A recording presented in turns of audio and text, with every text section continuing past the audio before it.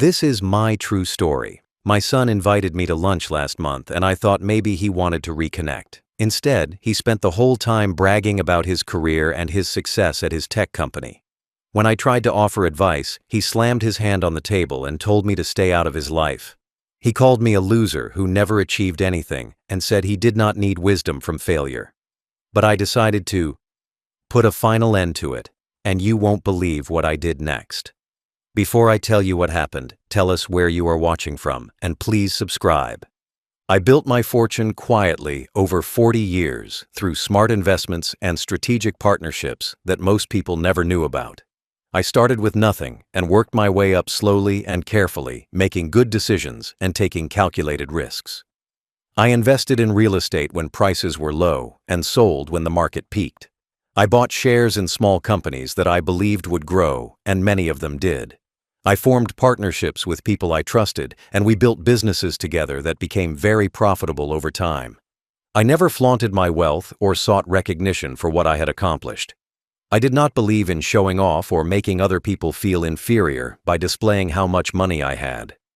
I thought humility mattered more than displays of success. I thought the measure of a man was not how much he owned, but how he treated others and what kind of character he had.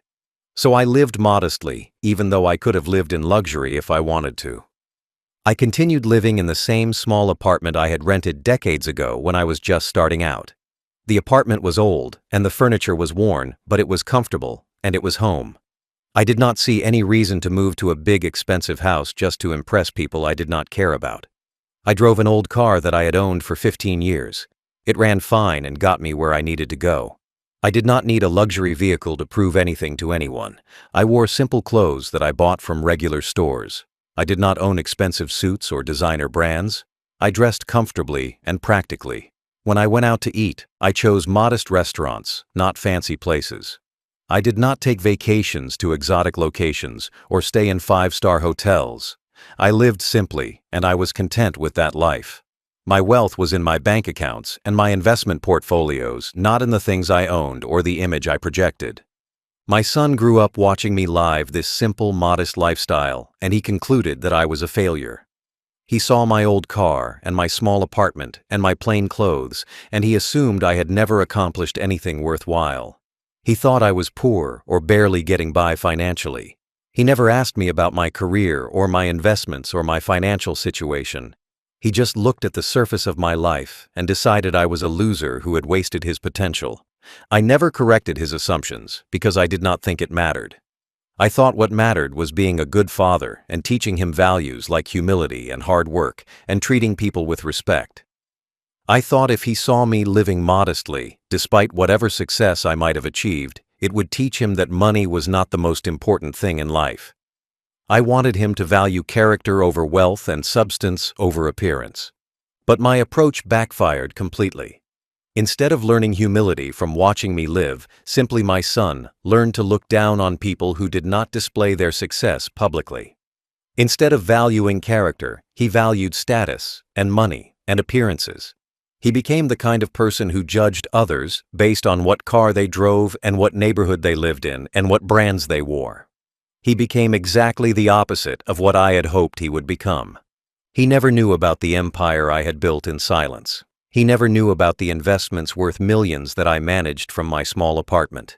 He never knew about the companies I had stake in, or the real estate I owned, or the partnerships that generated steady income year after year. He never knew because I never told him, and he never asked. He just assumed his father was a failure, and he treated me accordingly. I watched him grow into adulthood and become successful in his own career. He got a good job at a tech company, and he worked his way up to middle management. He started making decent money, and suddenly he thought he was better than everyone, including me. His small success went to his head and made him arrogant and cruel. And the person he was most cruel to was his own father, who he believed had accomplished nothing worth respecting. My son made it to middle management at a tech startup, and suddenly he treated me like I was garbage beneath his expensive shoes. He started acting like he was superior to me in every way. He talked down to me and dismissed everything I said. He made it clear through his words and his tone and his body language that he had no respect for me. The higher he climbed in his career, the worse his treatment of me became. Success made him arrogant and mean, and he aimed most of that cruelty directly at his father. He called me pathetic at family dinners in front of relatives and friends. He would make jokes about how I had wasted my life and never accomplished anything. He would compare his success to my supposed failure, and he would do it loudly so everyone could hear. He wanted people to know that he was nothing like his father. He wanted to distance himself from me and make sure nobody associated him with what he saw as my mediocrity. The insults were deliberate and calculated to humiliate me. He told relatives that I had wasted my life working jobs that went nowhere and living in poverty. He said he was actually successful unlike me and that he had achieved more in a few years than I had achieved in my entire lifetime. He painted a picture of me as a sad old man who had failed at everything and had nothing to show for decades of living. His version of my life was completely wrong, but I never corrected it because I did not want to argue with him in front of other people. He mocked my old car every chance he got. He would make comments about how embarrassing it was that I drove such a terrible vehicle. He said I should be ashamed to be seen in something so old and beaten down. He offered multiple times to help me buy a new car, as if I could not afford one myself. He acted like he was being generous when really he was just insulting me and implying I was too poor to take care of myself. I always declined his offers, and he took that as further proof that I was stubborn and foolish. He mocked my modest apartment the same way. He would visit and make comments about how small it was and how outdated the furniture looked. He said he could not believe I still lived in such a dump when I could easily find something better. He did not understand that I chose to live there because I liked it, not because I could not afford anything else. He assumed poverty when the reality was preference. But I never explained that to him because his contempt was so complete that I knew he would not listen anyway. He mocked my quiet existence and my simple lifestyle. He said I had no ambition and no drive and no desire to improve myself. He said I was content to waste away in mediocrity while the world passed me by. He acted like my choice to live modestly was evidence of some deep character flaw or failure of willpower. He could not comprehend that someone might choose simplicity over extravagance or privacy over public displays of wealth. To him, success meant showing off, and anything less than that was pathetic. Each insult was a knife cutting into me. Every dismissive comment and mocking laugh hurt more than he knew or cared.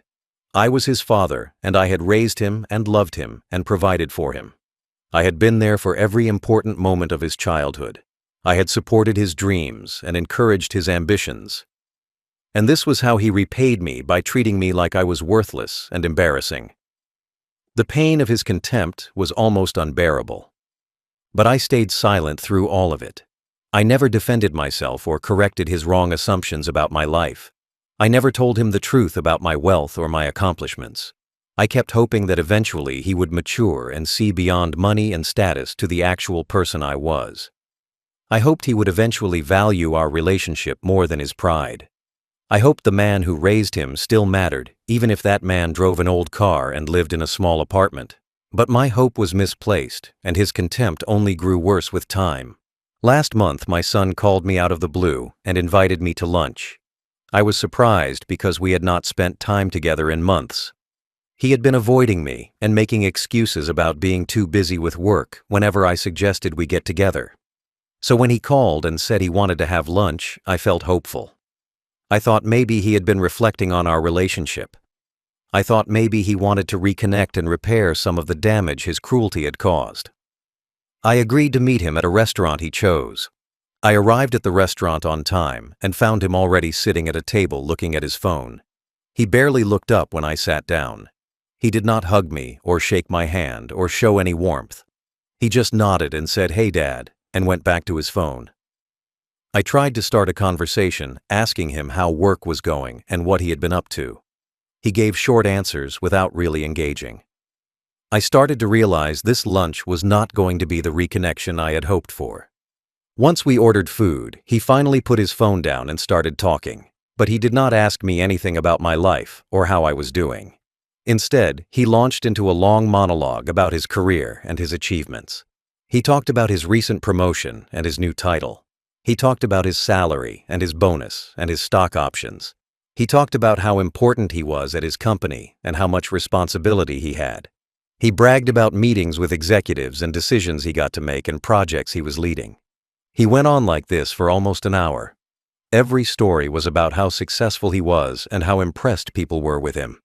He name-dropped colleagues and clients like I was supposed to be awed by the important people he knew. He talked about his expensive apartment and his new car and the vacation he was planning. Everything he said was designed to show me how much better his life was than mine.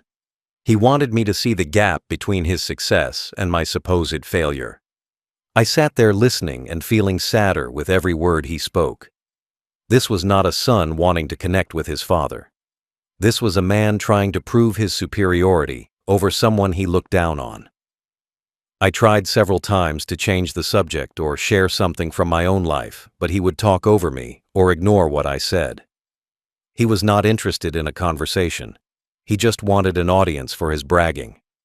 Finally, I tried to offer him some advice. I told him that success was good, but he should not let it make him arrogant. I said he should remember where he came from and stay humble. I said relationships and character mattered more than titles and money. I was trying to be gentle and fatherly, but my words hit a nerve. His face changed from smug to angry in an instant. He slammed his hand down on the table so hard that silverware rattled, and people at nearby tables looked over. He said, "Stay out of my life, old man." His voice was loud and harsh. He said, "You are a loser who never achieved anything, and you have no right to give me advice about success." He said he did not need wisdom from failure. He said I had wasted my entire life, and I had nothing to teach him. He said looking at me was embarrassing because I represented everything he never wanted to become. Every word was designed to hurt me as much as possible, and he succeeded. Then he stood up and grabbed his coat. He said he had to get back to work because, unlike me, he had important things to do. He walked out of the restaurant without saying goodbye or looking back. I sat there alone at the table feeling completely destroyed. A few minutes later, the waiter brought the bill, and I realized my son had left me to pay for both our meals.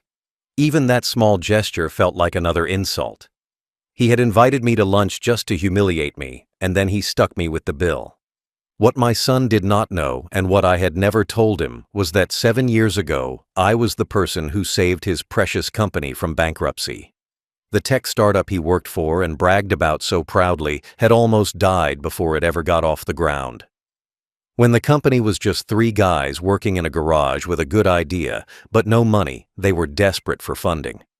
They had tried everything to get investors interested, but nobody wanted to take a risk on an unproven team with no track record.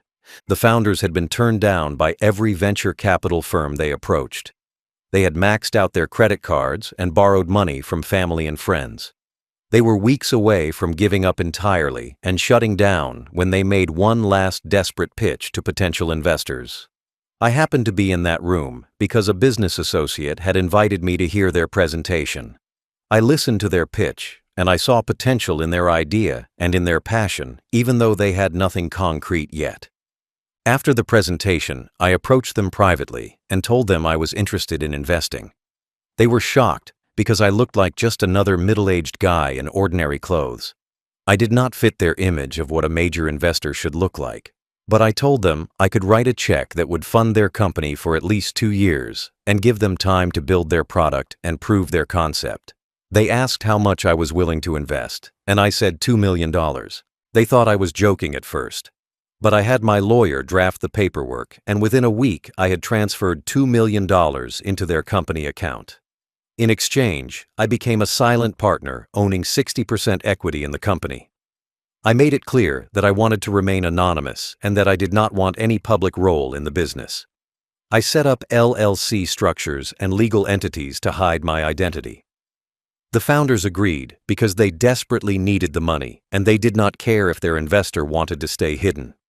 I became the mysterious, silent partner that nobody at the company knew about. The founders knew who I was, but they signed strict confidentiality agreements preventing them from revealing my identity to anyone. As far as the rest of the world knew, the company was funded by an anonymous investment group. Nobody suspected it was one man living in a small apartment driving an old car. Nobody would have believed it if they were told. I watched the company grow over the next 7 years from 3 people in a garage to over 200 employees in a modern office building. The product they developed became successful, and the company started generating serious revenue. They secured additional rounds of funding from other investors, but I remained the majority shareholder with my 60% equity stake. The company was now valued at over $100 million, which meant my initial $2 million investment was worth $60 million. During this time, my son applied for a job at the company. He had no idea his father owned most of it. He went through the normal interview process, and he got hired based on his own qualifications. I did not interfere or give him any special treatment. I let him succeed or fail on his own merit. Over the years, he worked hard and earned promotions and climbed the corporate ladder.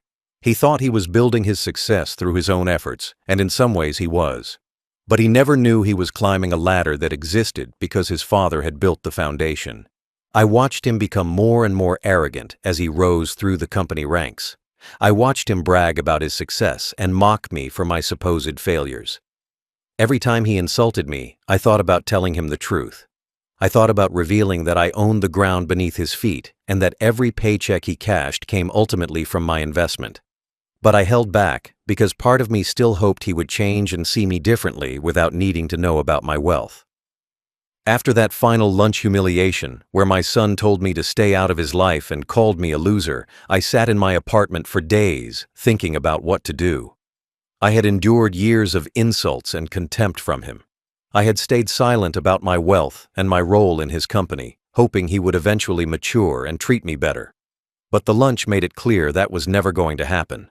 His cruelty had reached a point where I could not ignore it anymore. I decided it was time to stop being silent and start being honest about who I really was. I called my lawyer and told him I wanted to exercise my right as majority shareholder to attend the next board meeting in person. My lawyer was surprised because in 7 years I had never attended a single meeting. I had always preferred to stay completely anonymous and let the company operate without my visible involvement, but I told him things had changed and it was time for people to know who I was. He said he would make the arrangements and notify the CEO and the board of directors. The executives at the company panicked when they received notification that the mysterious majority shareholder wanted to attend the next board meeting. For 7 years, I had been a ghost that funded them but never showed my face or involved myself in operations. They had gotten comfortable with my absence. Now suddenly, I was demanding to be present, and they had no idea why. They worried that something was wrong or that I was unhappy with the company's performance. The CEO called my lawyer multiple times trying to get information about why I was suddenly coming out of hiding. My lawyer told them simply that I wanted to introduce myself to the leadership team and meet the people running the company I owned. He did not give them any other details. The CEO asked if I was planning to make changes or if there was some crisis that prompted this. My lawyer said there was no crisis and that I just felt it was time to be more involved. This did not calm their nerves. They spent the week before the meeting speculating about who I was and what I wanted and whether their jobs were safe. I told my lawyer that I wanted my son to be at that board meeting. My son was in middle management, so he would not normally attend board meetings with executives and directors. But I instructed my lawyer to make sure he was invited as a special attendee. The CEO was confused about why a middle manager needed to be at a board meeting, but my lawyer said it was a direct request from the majority shareholder, and it was not negotiable. So my son received an invitation to attend his first ever board meeting. My son was excited and confused when he got the invitation. He thought maybe he was being promoted or recognized for his work. He had no idea why the mysterious investor would specifically request his presence. He told his colleagues that he must have impressed someone important, and this was his chance to move up to a senior role. His arrogance made him assume the meeting was about rewarding him. He had no concept that it might be about something else entirely. I spent the days before the meeting preparing myself mentally. I had my lawyer arrange for a sharp tailored suit that my son had never seen me wear. I practiced what I would say when I walked into that boardroom. I thought about how my son would react when he realized who I was. Part of me felt guilty about what I was planning to do. Part of me felt sad that our relationship had deteriorated to this point. But a larger part of me felt that he had earned whatever humiliation was coming. The night before the meeting, I barely slept. I kept replaying all the insults he had thrown at me over the years.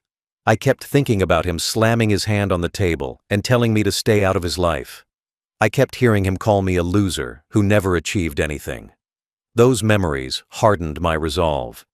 I was done being the silent, humble father who absorbed his son's contempt.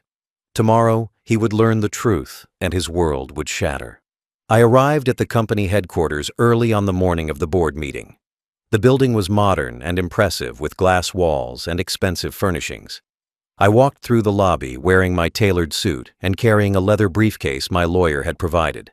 The receptionist did not recognize me because I had never been to this building before. She asked who I was here to see, and I told her I was attending the board meeting. She looked confused and checked her computer and then made a phone call. A few minutes later, an executive assistant came down to escort me upstairs. The assistant led me to a large conference room on the top floor. Through the glass walls, I could see the board members and executives already seated around a long table. My son was sitting near the middle of the table looking nervous and excited. He kept adjusting his tie and looking around like he was trying to figure out what was happening. He had no idea he was about to experience the worst moment of his professional life. The CEO stood up when I entered the room and came over to shake my hand. He introduced himself and said he was honored to finally meet the investor who had made everything possible. The other board members stood up as well, and there was nervous energy in the room. Everyone wanted to make a good impression on the mysterious majority shareholder who had finally revealed himself. My son was watching all of this from his seat, looking confused about why everyone was making such a fuss over some random old man. I walked to the head of the table where a seat had been prepared for me. I set down my briefcase and I looked around the room, making eye contact with each person. When my eyes landed on my son, I saw him squint slightly, like he was trying to figure out why I looked familiar. He had never seen me in a suit like this. He had never seen me in a professional setting. He was used to seeing me in my old clothes in my small apartment. His brain was struggling to reconcile the person he thought I was with the person standing at the head of this boardroom. The CEO cleared his throat and addressed the room. He said, "Ladies and gentlemen, I am honored to introduce you to our majority shareholder and the founder investor who saved this company 7 years ago." He gestured toward me and said, "This is the man who believed in us when nobody else would, and who provided the capital that made everything we have today possible. Please welcome him to his first board meeting." Everyone started clapping politely. My son was clapping too, but his face showed confusion. He still had not made the connection. The CEO continued talking and said, "Our investor has chosen to remain anonymous for the past 7 years, but today he has decided to introduce himself and take a more active role in the company." He turned to me and said, "Please tell us your name so we can properly thank you." I looked directly at my son and I said my name loud and clear. I watched as recognition slowly dawned on his face. His clapping stopped. His mouth fell open. His eyes went wide. The color drained from his face completely. He looked like he had seen a ghost, or like reality had just broken apart around him.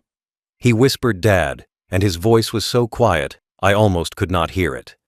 Then louder he said, "No," and he shook his head. He said, "This is not possible." The room fell silent as everyone realized something strange was happening. The other board members looked back and forth between me and my son, trying to understand the connection. My son stood up from his chair, and his legs were shaking. He said, "Dad, what are you doing here?" And his voice was filled with panic and confusion. He said, "You cannot be the investor." He said, "You are just," and then he stopped because he realized he was about to say something terrible in front of his colleagues. He was about to call his father a loser in front of the entire board. I let the silence stretch out for a few seconds while my son stood there frozen in shock and horror. Everyone in the room was staring at us, trying to understand what was happening. The CEO looked completely confused and uncomfortable. The other board members were exchanging glances and whispering to each other. My son's face had gone from white to red, and he looked like he might pass out or vomit. I could see his mind racing, trying to process the impossible reality that his father owned the company he worked for. I spoke calmly and clearly so everyone in the room could hear me. I said, "Yes, son, it is me, the loser you told to stay out of your life, the pathetic failure who never achieved anything, the embarrassing old man you have mocked for years. I own 60% of this company. I have owned it since the beginning. I was the anonymous investor who wrote the check that saved this company when it was just 3 people in a garage with no money and no future. I watched his face as the full weight of my words hit him. His eyes were filling with tears, and his hands were gripping the edge of the table like he needed it to stay upright. I continued speaking and said every promotion you earned, and every paycheck you cashed, and every success you bragged about was built on the foundation your failure of a father invested millions to create. This building you work in exists because of me. Your job exists because of me. Your entire career exists because I believed in this company and funded it when nobody else would. The room fell into suffocating silence. Nobody knew what to say or where to look. The CEO was staring at me with his mouth open. The board members were looking down at the table or at their papers, avoiding eye contact with anyone. My son was standing there shaking and crying and looking like his entire world had just shattered into pieces. And it had. In the span of 2 minutes, everything he thought he knew about his life and his success had been revealed as a lie. I said I watched you climb the ladder here, and I never interfered. I never gave you special treatment or told anyone you were my son. You earned your promotions on your own merit. But you never would have had the opportunity to earn anything if I had not created this company by funding it. Every dollar you have made here traces back to my initial investment. Every achievement you have celebrated happened inside a company I own. My son tried to speak, but only a choking sound came out. He tried again and managed to say, "Why did you not tell me?" His voice was broken and desperate. I said I did not tell you because I wanted you to value me for who I am, not for what I own. I lived modestly and quietly, hoping you would see beyond money and status to the actual person I am. But instead, you decided I was worthless because I drove an old car and lived in a small apartment. You judged me and mocked me and insulted me for years without ever asking about my life or my accomplishments. I said you called me pathetic at family dinners. You told relatives I wasted my life. You made jokes about my poverty and my failure. You treated me like garbage beneath your expensive shoes. And all the while I was the majority owner of the company you bragged about working for. All the while I was worth more money than you will probably ever make in your lifetime. All the while I was funding the lifestyle you used as evidence of your superiority over me. The other people in the room were completely silent and still. This had gone from a professional board meeting to a personal family confrontation, and nobody knew how to react. Some of them looked uncomfortable, some looked sympathetic, some looked disgusted, probably at my son for how he had treated his father. My son collapsed back into his chair and put his face in his hands. His shoulders were shaking with sobs. His career and his reputation were being destroyed in front of his colleagues, and there was nothing he could do to stop it. I dismissed the board meeting and told everyone except my son that they could leave. The CEO and the board members gathered their papers and filed out of the conference room quickly. They looked relieved to escape the uncomfortable situation. Some of them glanced at my son with pity as they left. Others avoided looking at him at all. Within a minute, the room was empty except for me and my son. He was still sitting in his chair with his face in his hands, crying. After everyone left, he finally looked up at me. His face was red and wet with tears. His eyes were desperate and panicked. He stood up and walked toward me with his hands reaching out like he was begging. He said, "Dad, please," and his voice was breaking. He said, "I am so sorry." He said, "I did not know." He kept repeating, "I did not know," over and over, like that excuse would make everything better. He said, "If I had known you owned the company, I never would have treated you that way."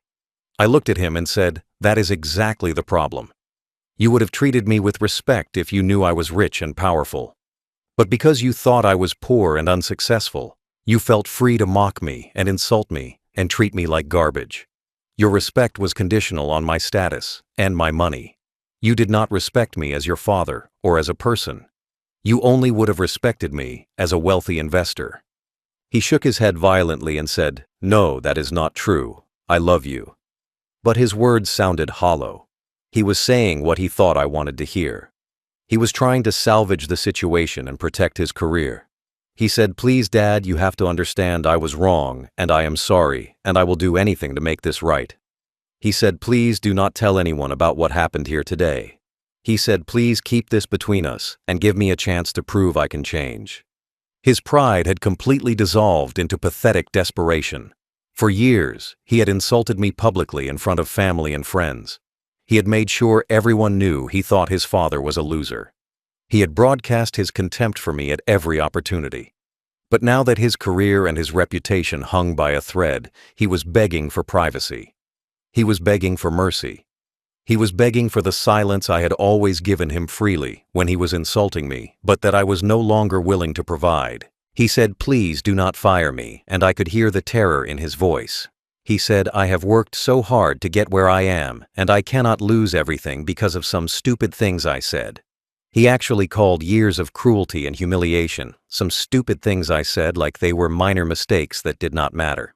He had no real understanding of how deeply he had hurt me. He just knew he was in trouble, and he wanted to make it go away. He grabbed my arm and said, "Please, Dad, I am begging you." Tears were streaming down his face. He said, "I will do anything. I will apologize publicly. I will tell everyone I was wrong about you. I will make it right, I promise. Just please do not destroy my career over this." He was willing to say anything and promise anything to save himself. But none of it was genuine. He was not sorry for hurting me. He was sorry for getting caught and facing consequences. I looked at him kneeling there begging, and I felt a mixture of sadness and disgust. This was my son. This was the boy I had raised and loved. And he had become this desperate, pathetic person who only cared about protecting his image and his career. He did not care that he had spent years making his father feel worthless.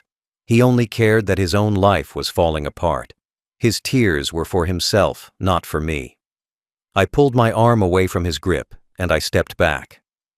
I said, "I have endured years of disgrace and insults and cruelty from you. I funded your company and supported your career and loved you despite everything.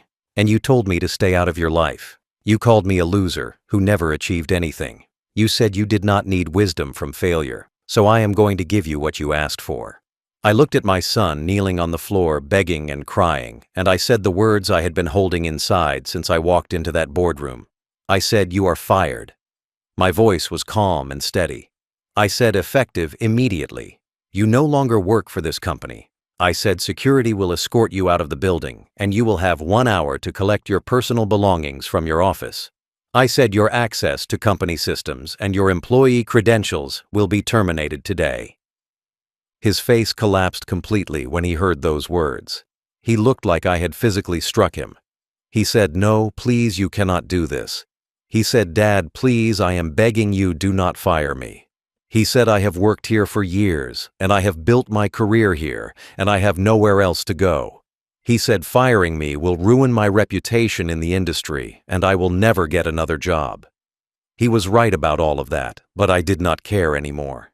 He started screaming at me saying this was not fair and I was being cruel and vindictive. He said I was punishing him too harshly for words he said when he was upset.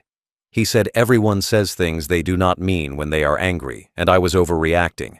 He was trying to minimize years of systematic cruelty and reduce it to a single moment of anger. He could not or would not acknowledge the pattern of contempt he had shown me for so long. He threatened to sue me, saying I could not fire him without cause.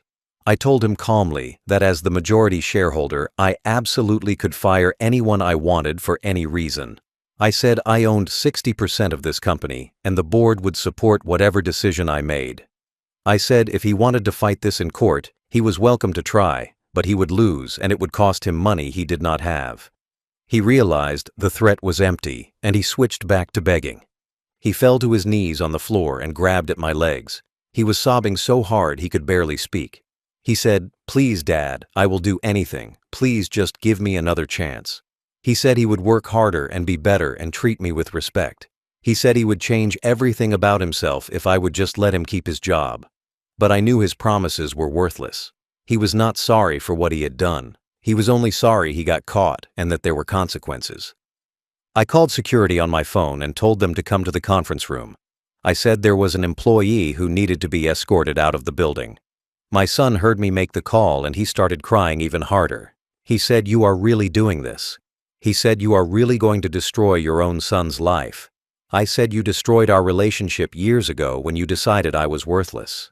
I said I am just finally responding to what you have been telling me all along, which is that you do not want me in your life. 2 security guards arrived at the conference room door.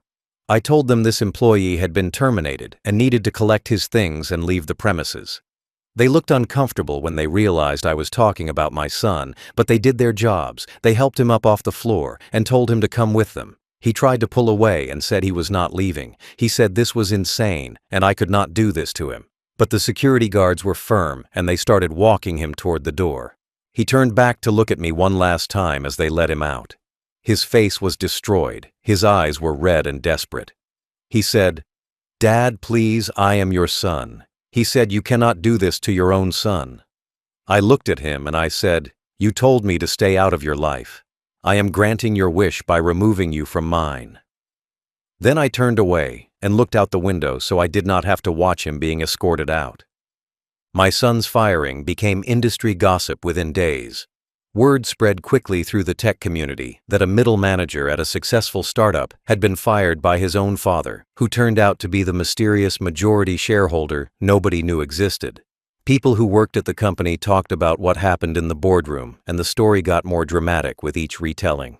Some versions were accurate and some were exaggerated, but all of them painted my son as someone who had insulted and humiliated the man who owned his success.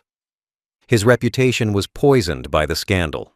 Other companies in the industry heard about what happened, and they did not want to hire someone with that kind of baggage. Recruiters who had once been interested in him stopped returning his calls. Job interviews that seemed promising would suddenly go cold after the hiring managers did background research and heard the story. My son found himself unemployable in the field he had spent years building his career in. His former colleagues avoided him when he tried to reach out for networking or references. They did not want to be associated with someone who had been fired in such a public and humiliating way. The few who did respond to his messages told him privately that what he did to his father was disgusting and that they had lost all respect for him. His professional network that he had worked so hard to build collapsed almost overnight. His personal life fell apart as well. His girlfriend left him when she learned he had been fired and heard the reasons why. She said she could not be with someone who treated their own father with such cruelty. His friends distanced themselves because they were embarrassed to be associated with him. Family members who had witnessed his treatment of me over the years called to say they were ashamed of him and that he deserved everything that happened. He tried multiple times to contact me to beg for another chance. He sent emails and text messages and voicemails. He showed up at my apartment building, but I refused to let him in. He sent letters apologizing and promising he had changed. Every message was desperate and filled with regret, but none of them felt genuine. They all felt like the words of someone who was sorry he got caught and faced consequences, not someone who was truly sorry for the pain he caused. I still live modestly in my small apartment. I still drive my old car and wear simple clothes. I still invest quietly without seeking recognition or publicity. But now I invest in people and companies that value loyalty and humility over arrogance and greed. I look for founders who treat everyone with respect, regardless of their status or appearance. I avoid people who remind me of my son and the cruelty he showed to someone he thought was beneath him. My son calls sometimes from different numbers because I have blocked his regular phone. When I accidentally answer and hear his voice, I hang up immediately. His voice is hollow with regret and desperation. He says he has learned his lesson and he understands now what he lost. He says he wants a chance to rebuild our relationship and prove he can be better. But I have no interest in giving him that chance. He had years to treat me with basic respect and decency, and he chose cruelty instead. He told me to stay out of his life when he thought I was a worthless loser. He said he did not need wisdom from failure. He slammed his hand on the table and insulted me in a public restaurant. He spent years mocking my car and my apartment and my quiet existence. He called me pathetic in front of relatives and friends. He made sure everyone knew he was ashamed of his father. And now he expects me to forgive him and welcome him back just because he finally learned I was wealthy all along. I finally listened to what he told me. I stayed out of his life by removing him from mine. He wanted nothing to do with the loser he thought I was, so I gave him nothing. He learned too late that the loser owned everything he thought he had earned. His arrogance cost him his career and his reputation and his relationship with his father. Some lessons are learned too late to matter.